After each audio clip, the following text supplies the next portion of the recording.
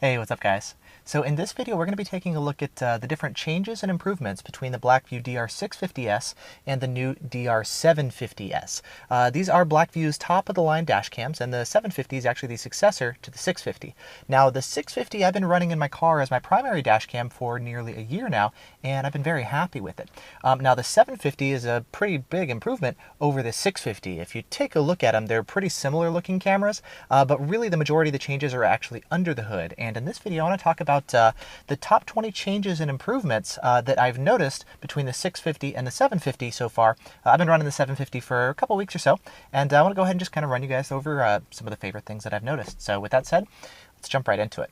Now, as far as the first change, it's going to be a new sensor inside the 750. The 750 actually uses a brand new Sony STARVIS sensor, which has a number of really big improvements. One of the most noticeable ones is actually the night vision performance. At night, it is significantly more sensitive than the 650. The 650 was actually really dark and didn't do a good job of seeing information and seeing detail at night. I was thinking Blackvue, and I'm like, yeah, the view is really black. The 750, it's much, much better. You can see so much more at night with the 750. That's actually the biggest improvement that I've noticed so far. Another difference is they've doubled the frame rate from 30 FPS to 60 FPS, and you can actually see it written here on the front of the 750. The footage is now very nice and smooth. If you're watching this on YouTube at 60 FPS, you'll see it. Now, the benefits other than kind of smoother video footage is also with the faster frame rates to do 60 FPS, it actually does a better job of freezing motion to see license plates, especially when you're driving or other vehicles are driving, or even as you're turning. The faster frame rate will do a better job at actually freezing the information so that you can pick out the details. Now, as far as the resolution, both of the front cams still record at 1080p, but the rear cam, this is actually one of my favorite things as well. It used to be only 720p. It's now 1080p, and this is one of the improvements that I most wanted from the camera. Now, this actually really pays dividends when you go to look at details like license plates. The rear 720p cam and the 650 was not really that great, but with the 1080p on the rear cam of the 750, it does a much better job now of recording important details such as license plates behind you. Now, speaking of detail, if you take a look back at the front cameras, I've actually noticed that the 650, believe it or not, has a little bit better detail. I think this might potentially be an issue just with my cameras, but if you take a look at the two, I'm actually finding a little bit better resolution and detail out of the front camera on the older 650, which is kind of interesting. Now, I'm kind of wondering if this might be something with my camera. Like if you look at the right side of the frame, it's a little bit softer than the left side of the frame on the new 750, so I'm wondering if maybe the lens is out of alignment, but I reported this to Blackvue, and they were seeing actually similar things with the 750 being a little bit softer. So they actually just released a firmware update, version 1.001, to improve the view from the front camera, the sharpness, and it actually does improve it, but I'm still finding a little bit better detail and resolution out of the 650. So it's something that Blackvue is working on, and I would like to see them improve it further, but I am noticing a little bit better resolution out of the 650. Otherwise, in terms of the look of the image and everything, in general, I actually find the 750 to look better overall. Now, besides the sensor, there's also a faster processor in the camera as well, which improves a whole bunch of things. For example, the startup time of the camera is now a lot faster. It boots up a lot faster. It used to take 33 seconds to boot up. It now takes only 23 seconds, so 10 seconds faster. I honestly still wish it was a little bit faster because that's definitely longer than average at 23 seconds, but it's definitely a big improvement over 33 seconds from before. So now when you start up your car and start driving, the camera starts recording sooner when you're out in the parking lot. The video encoding has been improved as well, and so there's now fewer artifacts at the same level of bitrate than we had before, thanks to the faster processor. The camera also supports higher bit rates than before, which was kind of an issue with the 650 where the bit rates were a little bit lower than average. The 750 improves it and brings it on par with the competition, which is something I really like. Now, as far as the lenses on the camera, the lens is actually now 10 degrees wider on the new 750. If you take a look at the two, side by side, if you take a look first at the 650 and then you move to the 750, you'll see a very small, widening of the lens. It's not a huge deal by any means, and I only noticed it because I was looking over the spec sheets between the 650 and the 750, but both the front and rear cameras move from 129 degrees diagonal to 139 degrees diagonal. So only 10 degrees more, not a huge difference, but that is a difference. Something that actually is a pretty big difference, though, is the GPS in the 750 has been significantly improved. One common issue I saw with the 650 is you're driving around and the camera just loses GPS, so you won't be able to see your speed or whatever else you're using. With the 750, it does a much better job of acquiring a GPS lock and maintaining it while you're driving, especially if there's other things like trees or buildings around you. The 750 will definitely do a better job of maintaining the GPS lock while you're driving. Wi-Fi speeds have also been improved. With the new DR750S, to download a 1-minute video file from the front camera, which is 96 megs, I was able to do it on my iPhone in less than 30 seconds. And so download speeds have been improved, and also just using the app in general, I have noticed a little bit more responsiveness out of the app, which is a very welcome change. The new 750S is also better in higher temperatures, which is especially important if you're, parked in the hot sun all day, especially down in the south somewhere. It's now rated for a maximum temperature instead of 60 degrees Celsius to 70 degrees Celsius, which is definitely going to help with the longevity of the camera and also let it operate in higher temperatures when your car's parked or whatever, which is definitely very nice. Now, speaking of parking mode, for those of you guys who run the cameras in parking mode, the 750 actually uses less power, which is going to allow you to run the camera for longer periods of time if you're powering it off of your car battery, for example, or maybe a dedicated battery pack like the B112. What I've noticed is basically with GPS and Wi-Fi off, it's only like 3% less power.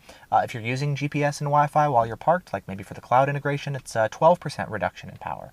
Now, if you choose to run the camera instead of at 60 FPS, at 30 FPS, the camera actually uses 30 milliamps less, which translates into additional power savings, which turns into 13% less power if you've got GPS and Wi-Fi off. If you turn GPS and Wi-Fi on, it actually saves 20% of the power level. So definitely a nice reduction, especially if you're running in 30 FPS. Blackvue also has some new file management systems, which sounds kind of boring at first glance. It's called actually the Adaptive Format-Free File System, which basically allows for longer longevity and stability over time without having to constantly format your memory card, which is really nice. But actually the biggest difference I noticed is the folders where the video files are located is actually a lot cleaner now with the 750. With the 650, there were a bunch of extra files there, like your GPS files, thumbnails, things like that. So it made it a little bit tougher to actually go in and find the exact video files that you wanted. With the 750, all you have in the video folder are just the video files from the front and the rear camera, which is really nice. It makes it a lot easier to go in and find your footage when you need it. The 750 also now offers the ability to protect up to 50 different event files. So whether it's some sort of impact detected or you manually are saving video footage, you can actually prevent those from getting overwritten. You can choose for it to protect up to the first 50 video files and then the newer ones get overwritten, or the other way around where it overwrites the older ones and just saves the newest events. So you have more control to prevent some of the events from getting overwritten over time.